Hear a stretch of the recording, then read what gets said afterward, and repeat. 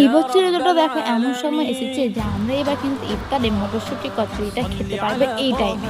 তো প্রথমেই দেখো এটা বানানোর জন্য ঘি দিয়ে আটা বলছে বা ময়দাটাকে ভালোভাবে ময়ান দিয়ে দিয়ে দিয়ে একবারে মেখে ঘি দিয়ে এরকম ভাবে ঢাকা চাপা দিয়ে রেখে দিতে হবে। আর মটরশুঁটি পুরটা বানানোর জন্য দেখো রসুন কাঁচা লঙ্কা আর আদা দিয়ে গ্রাইন্ড করে নিতে হবে। কড়াইয়ের মধ্যে অল্প একটু তেল দিয়ে সেই মিক্সারটাকে ভালোভাবে নাড়াচাড়া করে নিতে হবে। আর তারপর অ্যাড করতে হবে স্বাদ মতো লবণ ও স্বাদ মতো গরম মশলা দিয়ে একটু আবার মিক্স করে নিয়ে সেটাকে ঠান্ডা হতে রেখে দিতে হবে। আর এদিকে দেখো আমাদের কিন্তু ডোটা একেবারে সফট তৈরি হয়ে গেছে।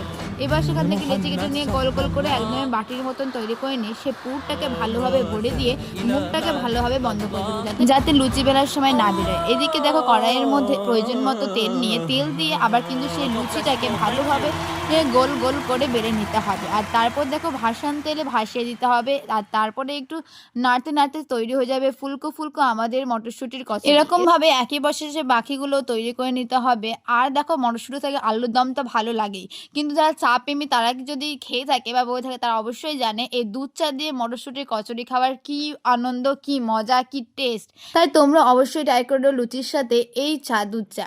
আর দেখো আনাবিয়া রুটি বেলার সময় কি বলছিল, টুটু মানে হচ্ছে ওর রুটি। কি করেছে আম্মু? কি টুটু?